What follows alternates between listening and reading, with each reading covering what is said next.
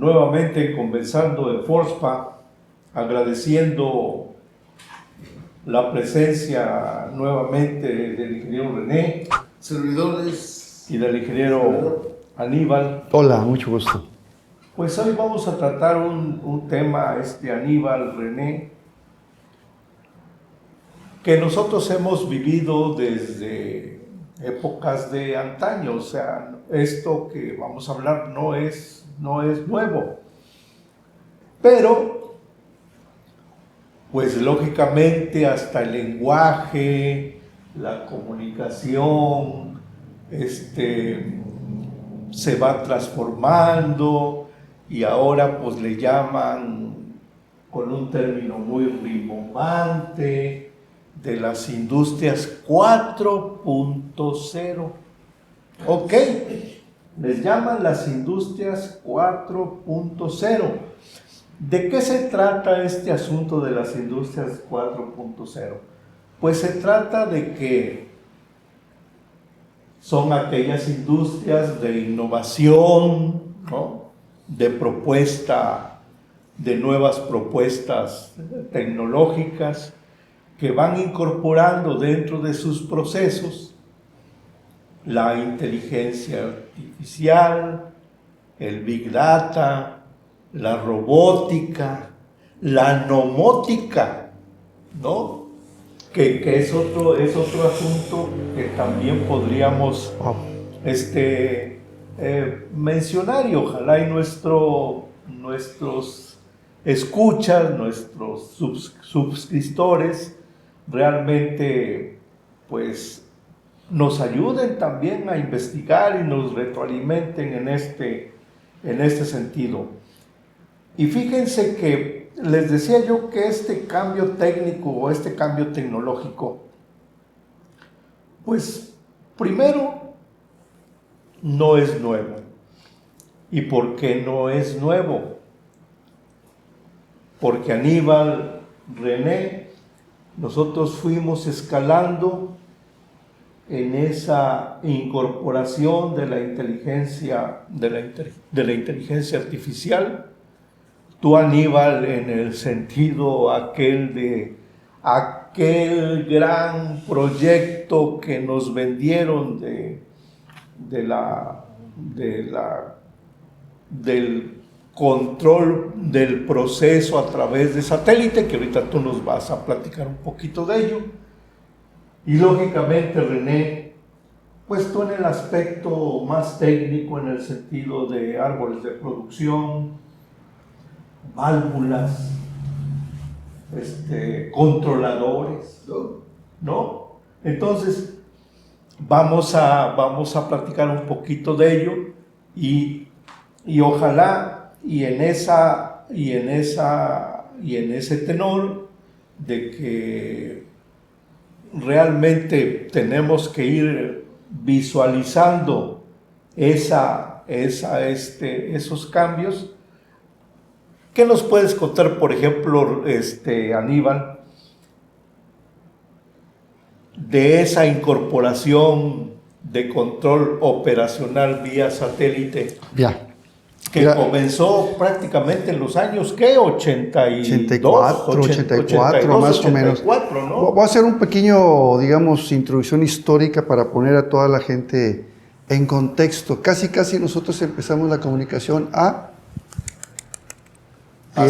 cincel y piedra. Cincel y piedra, casi nos tocó los picapiedra, ¿verdad? Casi. Entonces, sí lo dijiste, Pedro, muy bien, de que hemos sido muy afortunados dentro de la línea del tiempo de pasar de esa ¿cómo se llama? De esa, digamos, de inicio de revolución tecnológica, ¿sí? En la cual nos tuvimos que ir adaptando, porque nosotros somos una generación, veamos, ¿verdad? Donde nuestro futuro eran los supersónicos. Nada más lo veíamos en unas caricaturas que se llamaban los supersónicos. Todo eso lo veíamos en las caricaturas, y créeme que yo fui uno de los que pensé, ¿llegaré a vivir todo eso? Me rebasó ese futuro. Ya tenemos que andar a la par, nos rebasan. Caso diferente, ustedes, joven, que nacen con el chip, decimos nosotros, ¿verdad? Sí. Y ya nacen, por ejemplo, la otra vez, puse un cassette. ¿Te acuerdas las cintas magnéticas? El cassette, sí. Le dije... Explícales la cuestión, porque no nos van a entender la cuestión de la casetera y todo eso. Había una grabadora en donde grabábamos un disco de long play a un cassette, era una cinta magnética, y pegábamos las bocinas, la grabadora de la bocina. No, debía ser de madrugada, de noche, porque que no se escuchara el ruido. Pero fíjate, cuando le mostré a una niña, a una sobrinita mía, cómo introducía yo el cassette a la casetera del carro, lo primero que me dijo, qué interesante, ¿de cuántos gigas es? Ustedes ya nacieron con gigas, nosotros éramos bytes. No, me dio bastante risa que, bueno, ustedes ya nacen todo eso. Miren, de lo que hablaba aquí el ingeniero Pedro es aquí en la industria petrolera. En 1984 había un sistema, ¿cómo se llama?, laboral y sindical, en donde Pemex compró un sistema de supervisión de datos y también de control. Sí. Control, sí, el SCADA, Supervisory Control and Data Acquisition. ¡Wow! Pero a mí me tocó llegar aquí. Ya, sí, el SCADA en ese entonces no había. El subsecuente fue el control distribuido, desplazó al SCADA. Bueno, pero había como 30 era un sistema noruego del Mar del Norte, había como 30 noruegos. Nada más estaba Abelardo Rodríguez, mi ingeniero, fíjate, le agradezco mucho a él muchas cosas, que me recibió, y éramos 2 mexicanitos que nos capacitaron para ya empezar a capacitar a la gente nueva mexicana que estaba. Era, wow, la NASA, estábamos en la NASA. Entonces, la estación maestra estaba aquí en tierra, en Ciudad del Carmen, y en plataformas en los complejos estaban las submaestras, ¿sí? Y las unidades terminales remotas estaban en las plataformas deshabitadas.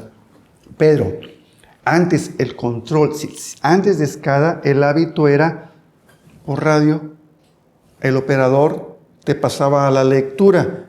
En los niveles de los tanques separadores, te decía, pásame la lectura. Te decían 2 cristales y 3 tornillos.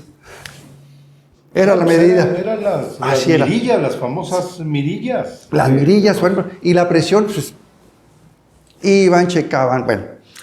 Cuando empezó a instalarse esto, obviamente el sistema ya estaba en las submaestras, sí, y en las plataformas de producción, en todas, en este caso vamos a hablar de cal C1, perforación C2, C3 y C4, hasta ahí llegaba. Ahorita ya hay 7 y 8. Bueno, son 10. Fueron creciendo. Y C5, que era donde estábamos los de telecomunicaciones. Nadie creía en el sistema SCADA. Eran 2 pantallitas, una impresora. Nadie creía. Estaban tan habituados al, ¿cómo se llama?, a la manera tradicional de adquirir los datos y a lapiciar, que obviamente, pues parte de mi trabajo era conocer el proceso. Y me acuerdo que a los ingenieros de petróleo yo les decía, ¿cuáles son las variables más importantes que te interesan a ti para tu toma de decisiones? La instantánea. La instantánea es el conteo de los barriles que van sumando. Le digo, ¿dónde está el contador? Y sí, me colgué, me dieron una libranza de 5 minutos, de 3 minutos, porque el contador no debía dejar de contar, era analógico, mecánico. Tac, tac, tac, pues eran los famosos fídicos. Sí, entonces, pues obviamente estudié el aparato y vi de dónde podía agarrar la señal. ¿Me dieron? Pero fíjate, Aníbal, te regreso un poquito porque esto está bien interesante, dado que acuérdate, o hasta donde yo me acuerdo, en ese tiempo, por ejemplo, algunas categorías técnicas, algunas categorías de supervisión, de ingenieros, incluso ingenieros de operación, coordinadores, etcétera, etcétera, éramos sindicalizados. Para allá voy.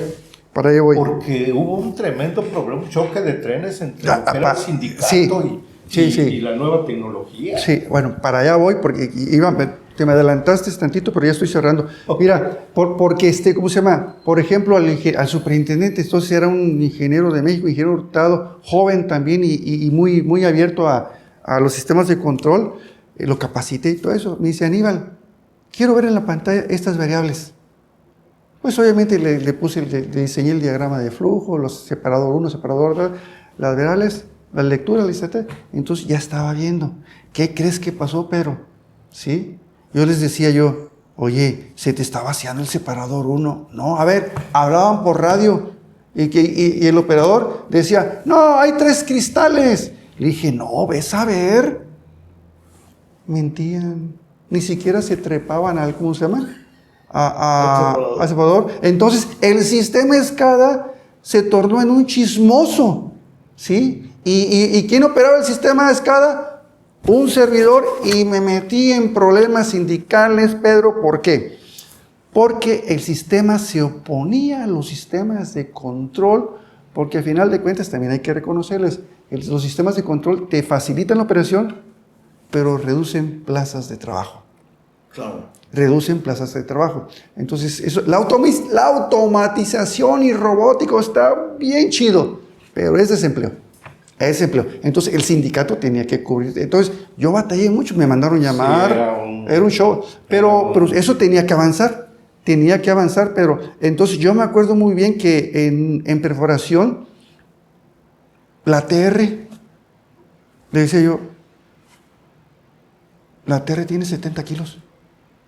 No puede ser posible. Lo que era el espacio anular. No puede ser posible. Debe ser pues, cementada, sellada. Cero. Tiene 70 kilos. Debería Dice, ser 0. Digo, no. A ver, pues chécale. Vamos a campo. Y no me creían. Ay, papá, cuando pusieron el manómetro. 70. Ahí es cuando empezaron a creer en el sistema, en los beneficios de esto. Pero pues la intranquilidad era sindical. Sí, era un problema muy fuerte el tratar de conciliar lo que era la fuerza laboral con la nueva tecnología. Y fíjate, René, estamos hablando... Los mismos operadores fueron los que me reportaron al sindicato. Estamos hablando de 1984 y ya estamos en los albores del 2024. Entonces estamos hablando de ¿cuántos años? 20 y tantos años. No, más, 40. 40 años. Ciertamente. Estamos hablando de 40 años. Entonces, ¿y cómo fue, René, el asunto también de ese cambio de paradigma en el aspecto de tecnología? Veíamos con Aníbal el asunto del aspecto de la tecnología, cambio tecnológico, incorporación de nuevas tecnologías en los aspectos de producción, pero ¿cómo fue esa innovación, ese cambio de paradigma? Por ejemplo, en lo que era tu rama, ¿no? Árboles, válvulas de tormenta, controladores, etcétera, etcétera. ¿Cómo se fue dando también esa transformación? Esa transformación se fue dando poco a poco. Cuando yo recuerdo, y te recordarás también tú, todo lo que era la lista de partes de cada pozo se hacía a mano. Tenías un ejército de gentes, ¿sí? Haciendo programas de tuberías, programas de instalaciones, lista de parte, pieza por pieza, de todo lo que era el pozo, desde lo que era el cabezal de 20 hasta la entrega a producción. Ya no me voy a la entrega al equipador, ¿sí? Era paso por paso. Si les fallaba una letra o un número o un modelo, era una bronca tremenda, porque ese material ya estaba pedido.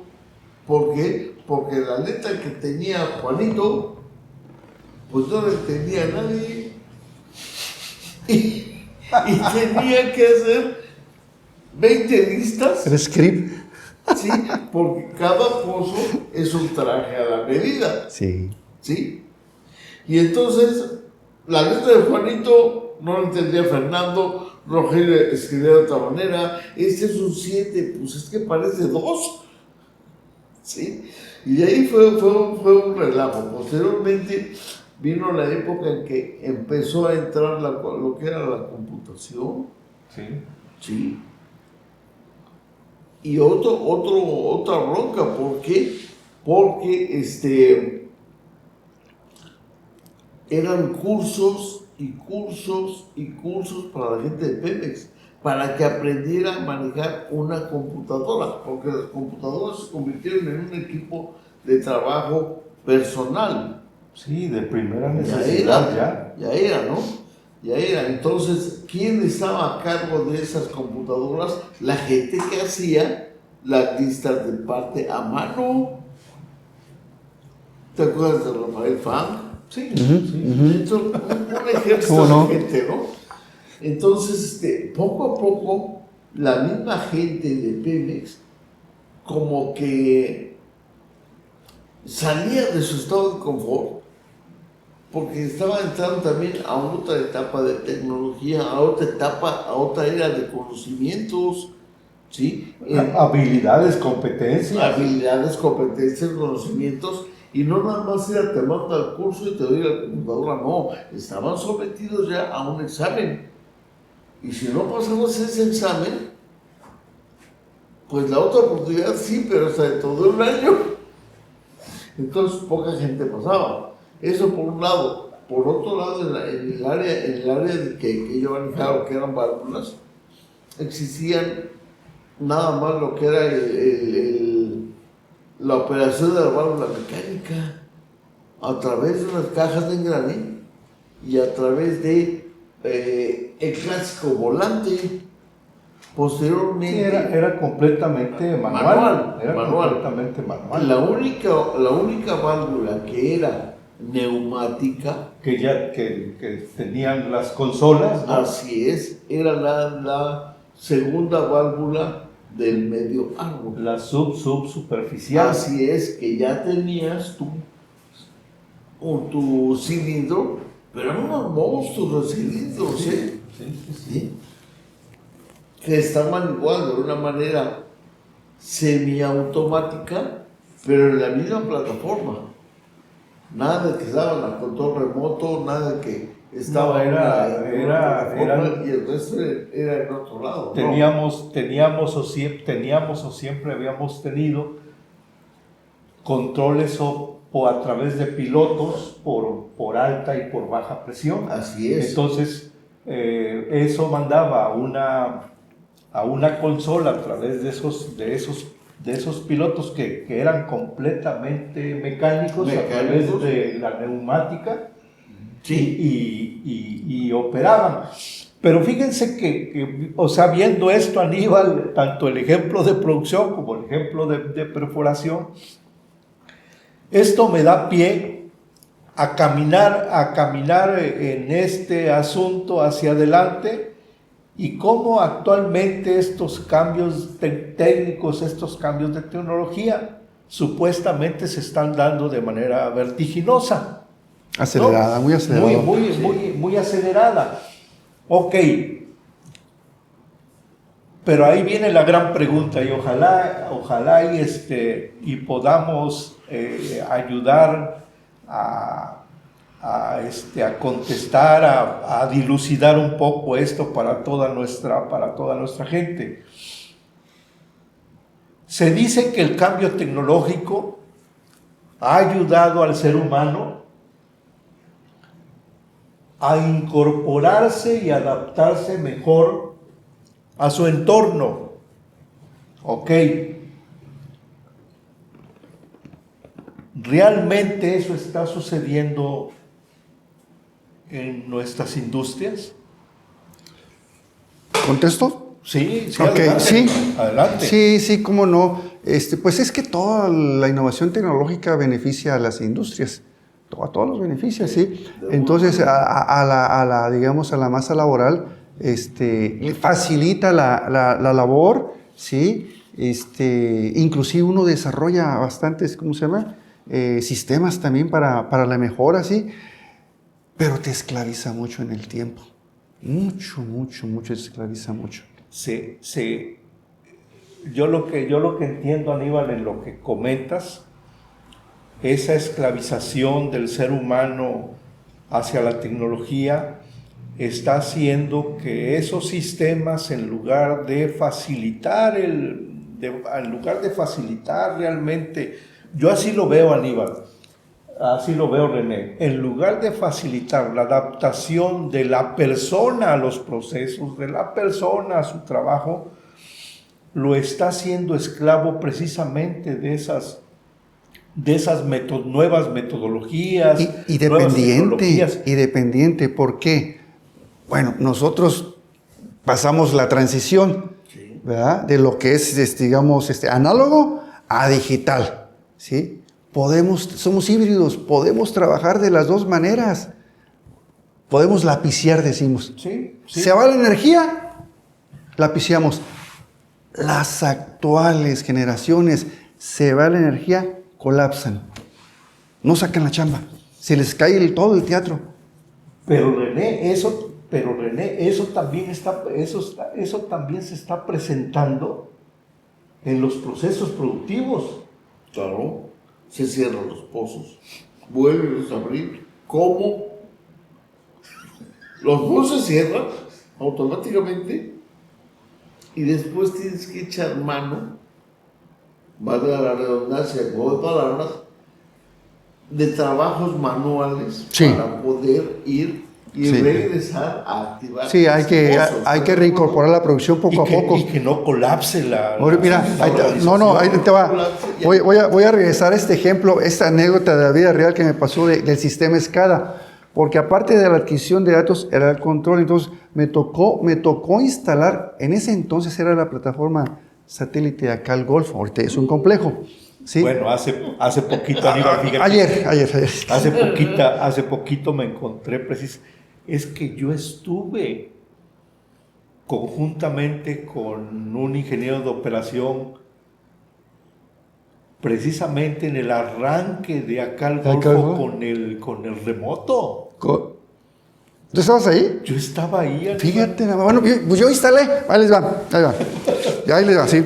Entonces, pero fíjate, los pozos se podían cerrar, todo el hardware lo hicimos, el software ya estaba, nomás era aplicarlo.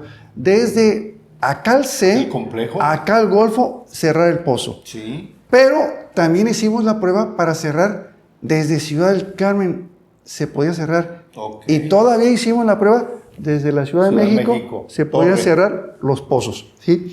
Pero la anécdota es la siguiente, que cuando ya estábamos listos, estaba el ingeniero Porfirio, ¿cómo se llama? Le decíamos el Montaperros. Sí me acuerdo. Porfirio, no recuerdo el apellido, Montaperrito le decíamos así, porque ese chaparrito siempre andaba muy vaquerón. Sí, le decíamos Charrito Montaperros.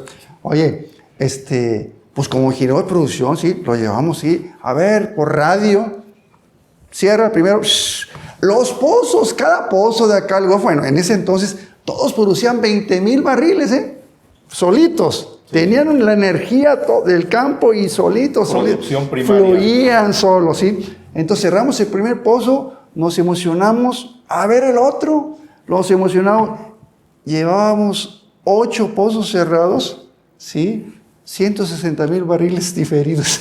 Compadre, los cerramos y de la emoción no los volvíamos a abrir. Fíjate, va a reporte, compadre, va a investigación. Pero sí logramos hacer esa prueba. No, pero fíjate. Pero se necesita del hombre para poder arrancarlos. El sistema no los iba.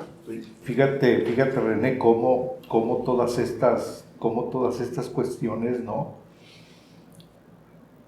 han exigido por parte de la fuerza laboral precisamente esa adaptación y yo lo repito muchas veces, ¿no? ¿Por qué? Porque actualmente nuestros sistemas en el aspecto de control de producción, en el aspecto de la perforación y desarrollo de campos, yo sí creo que son 4.0. La pregunta es, ¿nuestro personal es 4.0?